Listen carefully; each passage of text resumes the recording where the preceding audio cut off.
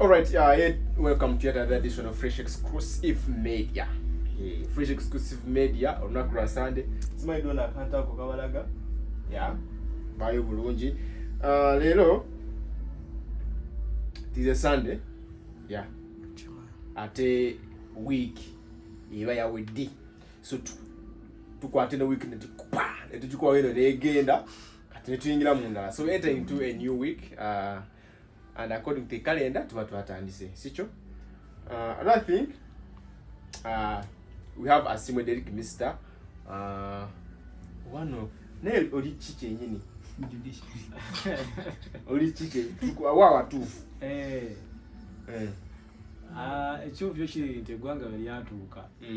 Ndi bobera ngoli musawo ali qualifying okusobola okusurviving naddala mu kibuga Kampala.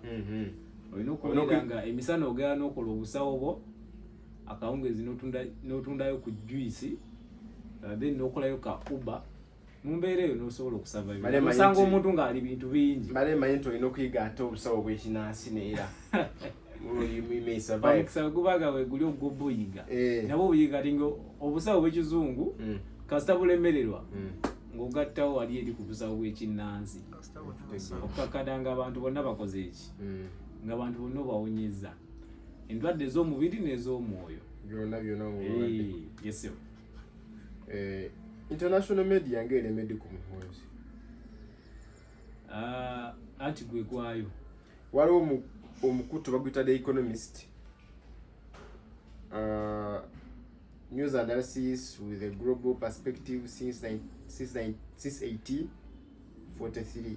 We are here to help you understand the world around us. So ever since Moza Galao national media, I think that was last Sunday.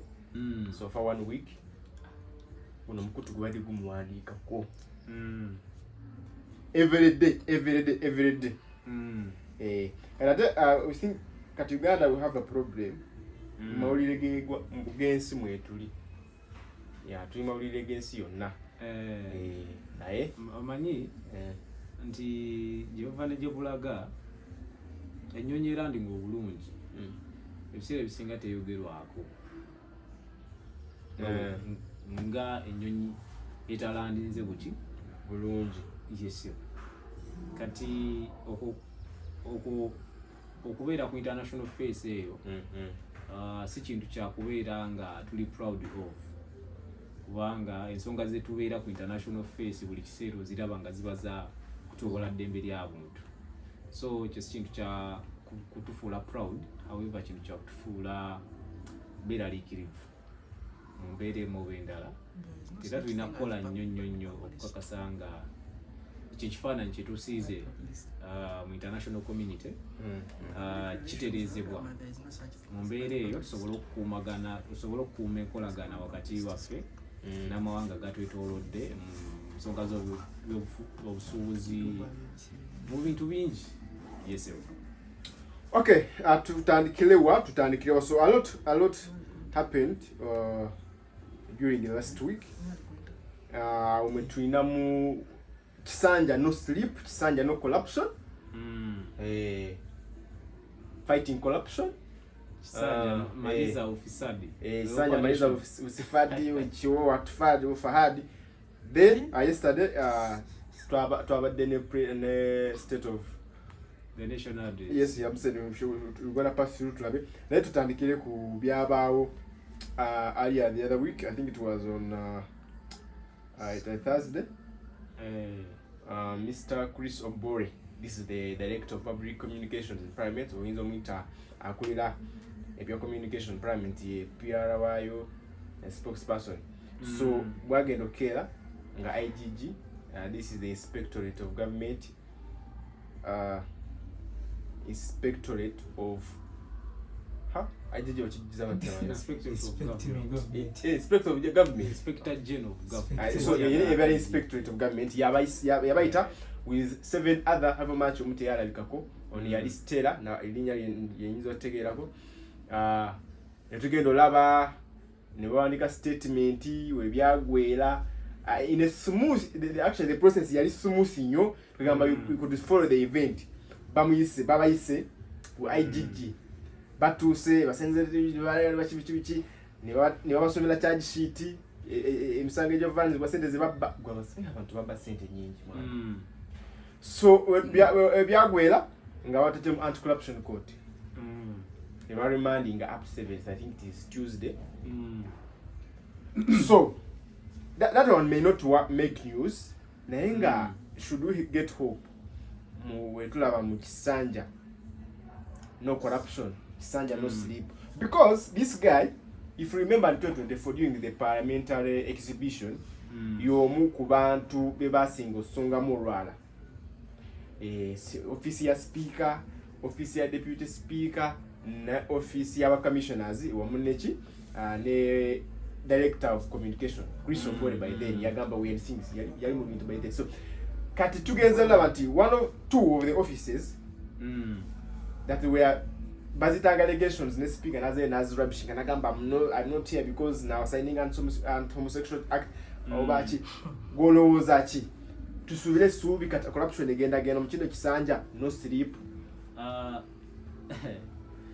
Amanyi mwami musanvu oba gwetero itanga musamba musajja akyasiza okubeera ani serious nsonga eza corruption kuva kirala mu mukaaga nga batuta obuyinza azayimba corruption nayimba corruption mu Kisanja 2 5 2 6 2 11 2 katuto tuli mu 2 6 era akyayimba ki akyayimba corruption. Kakati nga tunagenda wala njagala nkuwa ekyokulabirako chairperson wa Uganda Human Rights Commission Wangadia yavaayo n'ategeeza na whistleblowing nti waliwo ababaka abali baagala cut okwongeza budget ya Uganda Human Rights Commission. Kakati mu mbeera eyo mwami musanvu n'agezaako okukwata abantu bano era n'alagira nti obujulizi bunoonyezebwe abantu bano basimbibwe mu kkooti. Abantu ab'enjawulo bakwatibwa mu babaka abakyala n'abaami. Njagala nkuwa ekyokulabirako eky'omuntu omu ono mukyala ow'Erwengo Sise Namuju. Sise Namuju yamukolera ki? Apparently yamusonyiwa nti yajja ne yeetonda ekyankwanzi n'abakola ki bonna n'abasonyiwa. Bwe tulaba ku saga y'amabaati Amos Lugoloobi, Minister of Finance, Planning and Economic Development, but in charge of, I think, planning. Charges ziliwa. DPP, simanyi oba yali akyali Jane Francis Abodo, oba li Dr. Lino Anguzu, charges jazisula. They are issuing an prosecute in charge of, in face of the charges, Lugoloobi ziyalina nazisula. Sise Namuju Namuju mbadde mwogeddeko ono mukyala wa Point Blank mukyala wa Point Blank erinnya erintawa Nandutu Agnes Nandutu juzi mbaddeko eruzira ne mulaba nga gyali kirabika ya accepting embeera. Of course kati if they sentence you don't appeal yakiriza embeera naye abantu bwe bamucharginga nabo abantu bwe batwala amabaati wamu abamu balaba bali wabweru bakola ki bayinaayina. So tewaliwo goodwill yakulwanyisa nguzi as such. Njagala nsooke nkuwe ku instances ez'enguzi ez'amaanyi ezizze zibeerawo wano. Owategeera ku gye bayita sente za gavi. Sente za gavi. Chogam. Chogam. Kati Chogam giveeko. Tunula ku NSSF Temangalo. Njagala otunule ku ba ghost soldiers. Tunulira ku bicycle scandal. Corruption instances zizze zibeerawo nga nyingi naye ne wabaawo bantu batono nnyo abakwatibwa ate abalala ne bakola ki ne basonyiyibwa. So kati kikulagira ddala nga mu kulwanyisa enguzi allegedly Museveni kwaliko ne bakyaliibe ne family ye kuli selective, kubanga bwe tuba tugambye nti tulwanyise enguzi ebyaddala tweseeza nti mu family y'omwami oyo tuyinza obutasigaza muntu wabweru. But then but shouldn't we appreciate now the development we are seeing? Nti at least people who have been whom they have been complaining a lot on yali speaker ate nga n'ebirala biri tangible, ebirala biri physical, ng'ogamba nguzi yennyini.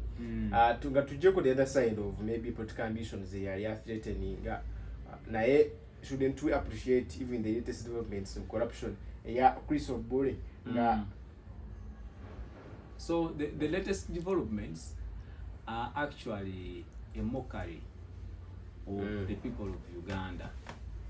Fighting corruption. Fighting corruption cannot be a mockery to the people. Yes. Lwaki njogera mu mbeera bweti. Before ono mukyala IGG alina oluganda ku Obedi Lutale. I think ba Luganda bagatta taata tebagatta maama, something like that. Before nga tannajja twalinawo Betty Kamya. Nti Betty Kamya yagezaako prosecuting abantu abamu abayingiridde abasemberedde obuyinza. Kyekyabaawo. Senkagale yavaayo n'amugamba gwe Betty abantu bano tubakwatako kubanga sente ze babba bazinvestinga mu Uganda. Era still yali amunga batwala sente y'omuwi w'omusolo erina okusavinga public ne bajezza mu nsawo yaabwe then ne bagiinvestinga mu Uganda. Kakati kitegeeza nti omuwi w'omusolo agenda kusasula omusolo ataddemu ennyo bagenda zitwala. So ekyo kikulaga nti naye munda ye mu mutima akkiriza nti ndi compromised, sina kye waliwo abantu besobola kukolako, waliwo abantu besobola okukola ki besobola okukwata. Kakati bwe tulaba ndi bakutte Obore ne bakwata ne bakomishona awalala, that is a drop in an ocean. Tumanya abantu abatufa abokukola ki abokukwata. Era kati mu bantu abo Obore was supposed to be arrested, but what we are saying is the selective application of the law. Tuwosazeeyo kulwanyisa nguzi, tottira abantu bamu ku liiso. Sigamba nti okwata Obore kibi, in fact kyandibadde na kibi nnyo, kubanga wali abantu ababbye abadrainize National Treasury, abadrainize Consolidated Fund, ng'ate basiiba bakola ki bakyayinaayina. Naye ekyokubanga balina connection, balina close connection eri mukulembeze w'eggwanga, unfortunately tebabakola ki tebabakwatako. Tojja kusanga omwami omu yagenda nabba billion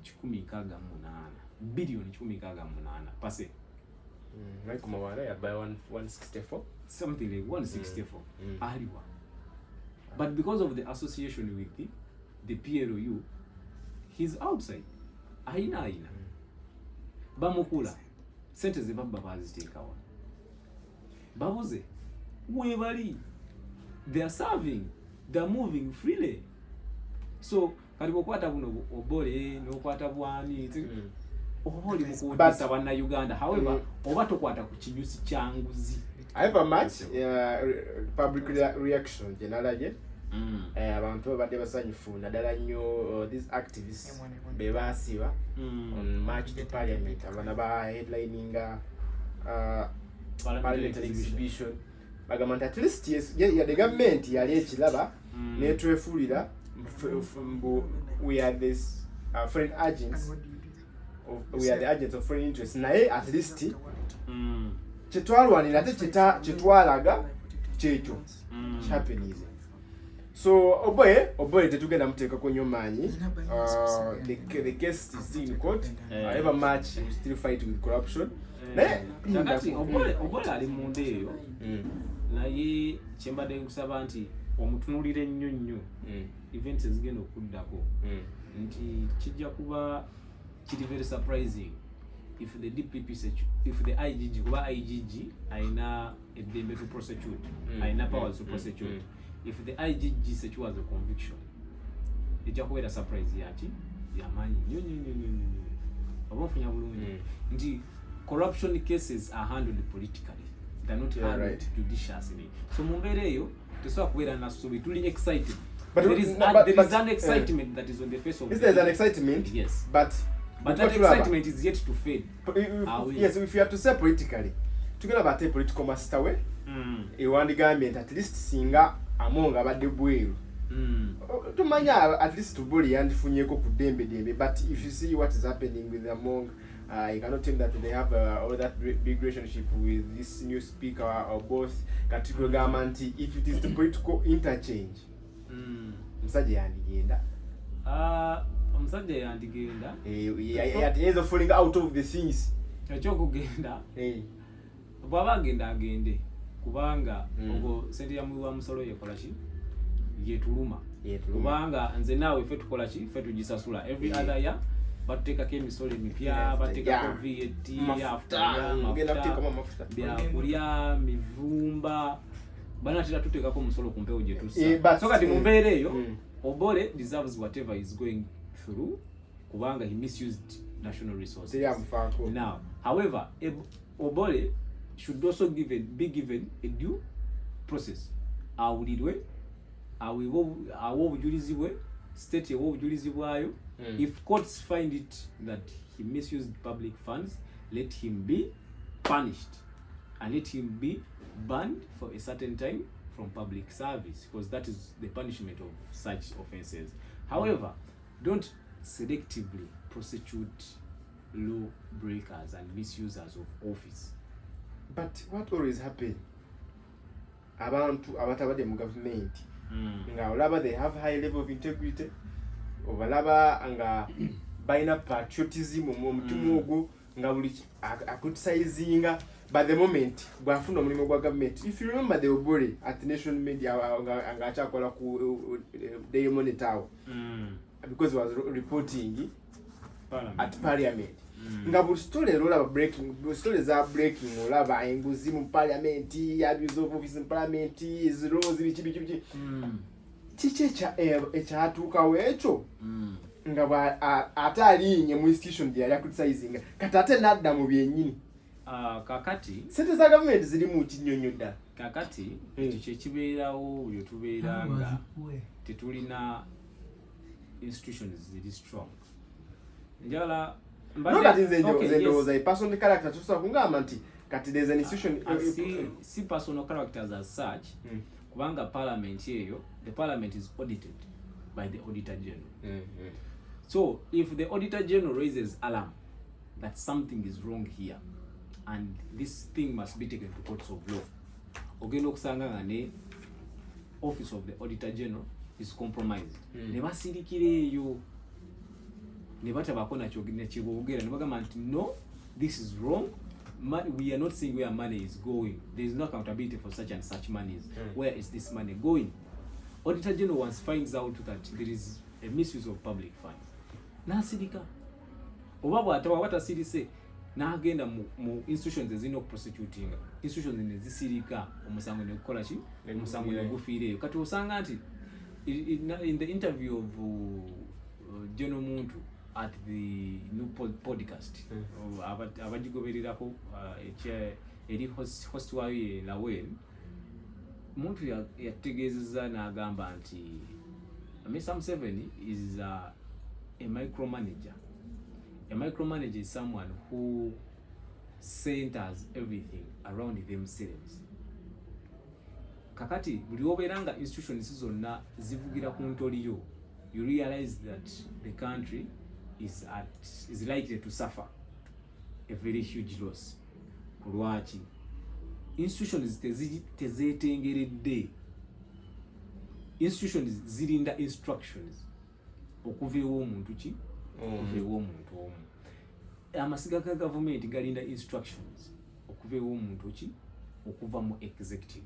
Kakati mu mbeera eyo tugenda okwesanga nga institutions ezandiraisinze alarm, institutions ezanditaddewo punishments oba barricades towards the misuse of public resources, ogenda okwesanga nazo ziri ki ziri compromised.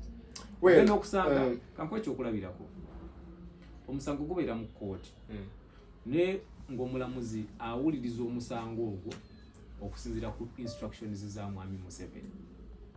You're not sure about that? I'm sure. You're sure? Baby, tugenda funa kado jo tubulire ku makati ebyo tetulina ko tetumanyi musajja abera mu State House. Kati so yesterday tabade ne State of the Nation address by the president. Mwagamba akasanya tekaja koleira. Yagambye so abadde wagurupa anyway tugenda tuka. So one of the things ebyabadde State of the Nation, because it was 1 hour yagenze kiraba nti abantu bagenda kujja ku TV balebe World Cup nagamba mugende nagamba nenda bagambye mwina World Cup choka the other time nalaba agamba ebimpira biboz tebigata so but bambriefize bulungi banange aba briefinga president tubebaza otherwise mbade mugendo kwesa omusajja ensobi past that time twabade no mpira gwa Morocco ne Canada so yakitegede so president Museveni muntu ebe yayogeddeko nze bye napikinze kale byonna byabadde byamakulu nenze nge bye napikinze making a sense ate abantu byebagala manya match ebisinga tiyabyogeddeko because yabadde ayita what yeah of course eba PR ya State House but yayogedde ku opposition yayogedde nadanyo opposition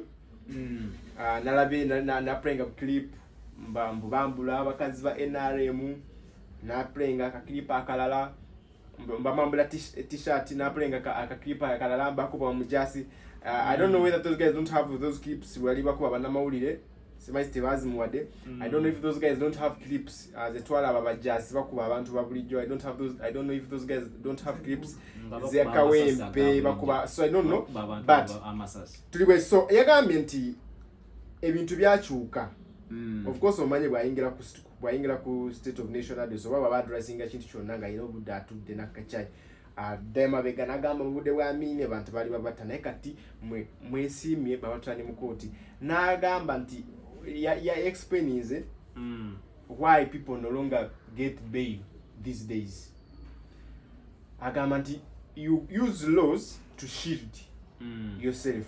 I think amukoze bichamu kitwaga nti amateeka tegakyakola okuba president bw'aba alowooza nti laws shield criminals tuddawa Mwami Museveni your speech gye yakoze olunaku lw'eggulo it is one of the speeches is going to live to regret. Siri mu kutiisatiisa musajja wamwe atula mu ofiisi esinga okubeera eya waggulu naye amazima go gali nti he is going to live to regret that speech when the right time comes. I know as of now as the purported head of state he is totally immune from any local court process. Yes. But when the right time comes, the immunity would go away. Kati mumbere yo agenda fira wa mumbere yo agenda fira kwa president kati ogenda teka mulambo mukoti mumbere yo anti as Ugandans on science we highly regret okubeera nga your speech yabaddewo era omuntu yenna yagisanctioninze that was a very big error in the face of the right thinking Ugandans. Tulina ensonga lwaki tulina amateeka ffe ng'eggwanga tuli mu kye tuyita adversarial system. Adversarial system ye system ekola mu mbeera nti bwe mba nina obuzibu n'ebidali nti nze ngenda kuddukira mu kkooti mpaabire ebidali nti tebagenda kusala musango okusinziira ku nze kye bawulidde naye bagenda kuyita ebidali njogere ebyange n'ebidala byogere before a neutral person batusalirewo okusinziira ku mateeka agakoze eki agaliwo. Those people who when they get bail birth threatening about witness kakati bail kitegeeza nti kooti ekuwadde kyetuyita temporary freedom. Constitution y'eggwanga etuwa kyetuyita right to liberty. Nti nina eddembe okutambula. By the time you castrate my right to liberty and you confine me and you condone me behind walls, olina okubeera n'ensonga enki engumu eri strong enteekesaayo. However, bw'onteeka behind bars, you must expedite the process of hearing my case. Nti bwe mbeera nga nina omusango ogunvunaanibwa, I must be given a right to a fair hearing. Bw'otunuulira ssemateeka waffe waliwo rights eziri non-derogable rights. Nti zino rights tezisobola kuggyibwa ku muntu yenna. Kakati mu zino non-derogable rights mulimu gye tuyita right to a fair hearing, mulimu gye tuyita right from servitude or torture, tulinamu ne rights endala nyingi. I want to go into the details. Kakati a right to a fair hearing under Articles 28 entails several things. Inti tugenda kuvaayo yes, capital offenses in most cases tebatera kuziwa bail easily, but that does not mean that they are not bailable offenses, provided someone has put up a very well cognition, a very well ngataddewo security, ngataddewo guarantee that anytime court needs me I will be available, okusinziira ku constitutional bail guidelines of 2022. Kakati mu mbeera eyo Mwami Museveni bw'avaayo apparently as the head of state n'agamba nti abantu abamu tebalina kuweebwa bail. That is not his discretion. That must be, he is, but there is a doctrine of checks and balances. That is why we have parliament, and that is why we have judiciary. These arms of government must operate independently and in the interests of the people of Uganda. Kakati mu mbeera eyo Museveni bw'avaayo n'ayogera ekintu ng'ekyo, it means that he is speaking directly to judicial officers. And when judicial officers, the people we hold into the highest level of integrity, kasabafuna order ngeyo, and owing to the fact that he is the appointing authority at any time, that means the judiciary is compromised. It is not independent as it should be. Kakati, before Mwami Museveni nga tannakola bintu bino, njagala ombuulire oba tumanyi misango gyali giweerebwako bail. Dr. Kizza Besigye bamuvunaanye bamutaddeko emisango mingi egiri capital in nature. This is not the first time Besigye is facing treason. This is not the first time. Bamutaddeko emisango treason, rape, what n'emisango gyonna zaakola ki azaagiwangula kubanga state tebeera na obujulizi ebeere bufabricatinze. Mwami Museveni yavuddeyo n'agamba nti Besigye is delaying his own trial. Kakati, someone who is charged of a capital offense, amateeka galagira nti this person must be given adequate time to prepare for their defense. This person must choose a lawyer of their own choice. In an instance that this person cannot choose, does not have the capacity to get the lawyer of their own choice, the state provides a lawyer for this person. Kankuwe ekyokulabirako, Okero Onyum yali talina lawyer, waliwo ba lawyer bali ku state brief. That is only when the accused person does not have ability to procure a lawyer. Kakati ng'ekyo kitadde ebbali, kiba kya buswavu nnyo Mwami Museveni okuvaayo ng'agezaako okukateiringa an already incarcerated Dr. Kizza Besigye. Yagambye nti Besigye nga ayagala mu frustrating. However, nti Besigye ye muntu atagenda kukkiriza he would rather rot in prison. Yes, kubanga okuteba lawyer be obataddeko emisango emijingirire. In his speech yesterday, omanyi mulimu abantu ba regime sycophants oba ba regime sympathizers abadde bavayo nga bagamba nti ebintu omutabani byakola kitaawe tabimanyiiko. Kakati speech yeggulu yabawadde clear picture nti every atrocity the son commits, this atrocity is directly sanctioned by the father. Omufunye bulungi yavuddeyo ne yeewaana nti nno ssebo abantu bano edda Amini yabakwatanga n'abattabusi kati bo ye ne mutabani we Munnayuganda kasita bakukwata ne bakuwamba ne bakeepinga incommunicado. At least suspects are taken to court. Naga ne bakuwamba ne bakeepinga incommunicado for 5 days. The law provides for 48 hours and not just any place. Omanyi badde batekanyo mu basement. You cannot be sure which next person is going for the basement. Now keeping incommunicado beyond, and it is even illegal to take these people in a non-legally gazetted place. When bani no musango, to take a legally gazetted place, either give me bond or remand me, and then kick off the hearing of my case. It's a block okay, kakati. In conclusion, ku speech eno omanyi teyankoledde nnyo makulu kubanga it was still those early 1980s what historical hulabalo. Tetusobola kubeera nga tuli mu ebyo every other time a person in that office, assuming in that office, we expect a lot from that office.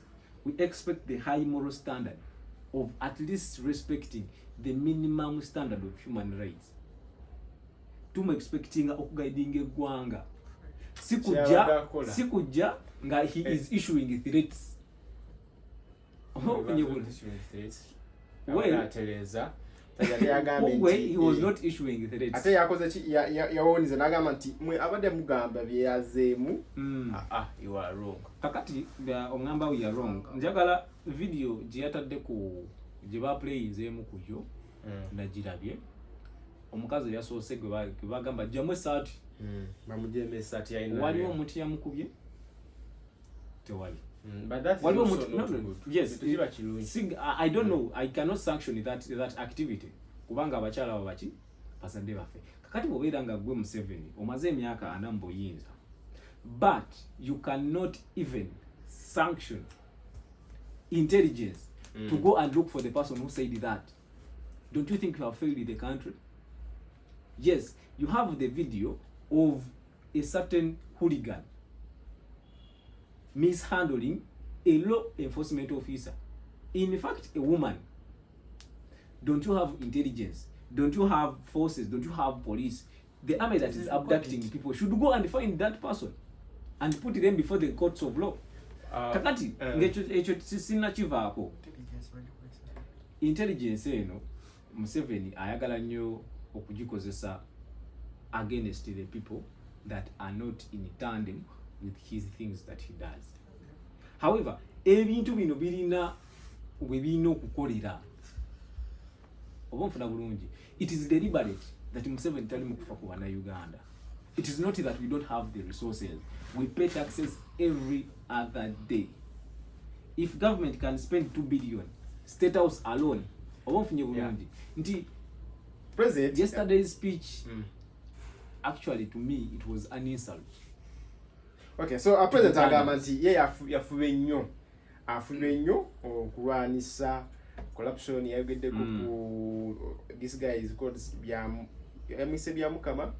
Yeah, then nayogerako ebintu bingi byayogeddeko ku yaleta ku kada bayite balina cadres mu security yafuba nnyo muhozi naleta mu bakadazi nemu actually mu judiciary ne parliament.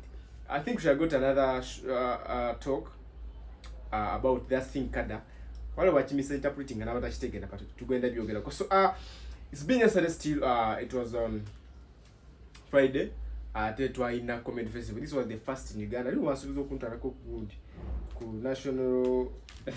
national theatre ku comedy scene, but for the first time twabadde ne comedy festival nga we have been with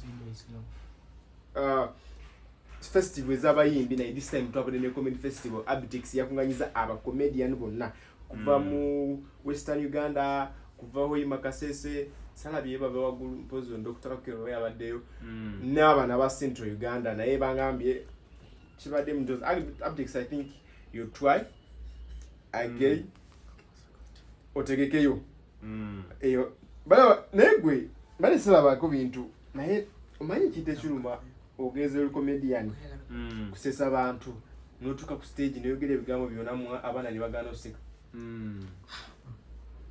Omanyi entertainment industry entertainment nungi, however depending nnyo ku prime time yo. It is very possible nti yinza okubeera omuyimbi, yinza okubeera comedian in that sense. But you see for ekyomuyimbi there are always bad days at work, there are always bad days in office. Kakati omuntu gwe kyatuseeko ekyo ti kyensobola omugamba nti taggwamu maanyi olina okugwamu kubanga there is always a bad day in office. But you see music industry nga weeri the sections abantu wa stand up comedians kati now the problem we have in comedy inti kati waja TikTok and editing inti you can make a video nezine sekaro byogede nero akwa effects zotademu ostegera kati ate those are the comedians now we have kati ba stand up nga ba Salvador bagenda bachikileme ekintu bagamba obusente temukyali ate bagaladekera bana bano industry kati ngabanzi simanyi how bano abakolera ku internet bafuneyo we bakolera kubanga omanyi omuntu akwada akakade kamu akwada dakika 5 you see for an artist omuyimba ayina oluyimba abantu tebategeera era agenda kujja yimbe muko basatu bagambe bayimbe naye comedian noyogera no wasika weka kakati music industry eno engeri gyenjirabamu nti it is a self-invented and also a self-started industry. Nti government industry eno tegiwadde nnyo attention gye yeetaaga, ate nekirala nti ebazo oyo avuddeyo mu eyo industry nemukozesa to their own benefit. Kati bwogana otunula n'olaba nga entertainment industry yonna nze nyumirwa nnyo comedy, nyinza obutagenda mu kivulu ogende ku comedy nyinza obutagenda mu wakivulu oba ki something like that. Sagala nnyo mu bintu byakwesindika biki oyinza otuuka omuyale n'akulya punch oyinza ogende omuyale n'akulya punch biki kutambula kiro ebintu ebyo sibigenda nnyo naye baba comedy I can attend nensekamu. Omanyi bintu bingi ebitutawanya mu ggwanga lino. Omanyi mu ggwanga lino kyafuuka kizibu nnyo, kyafuuka kizibu in fact okubeera politically aware. Kikustressing nnyo. Those who don't know they are very they enjoy this they enjoy this country. Kakati mu mbeera eyo nti government neglecting industry ate industry eno erina potential nene eyokwemployinga abavubuka b'eggwanga lino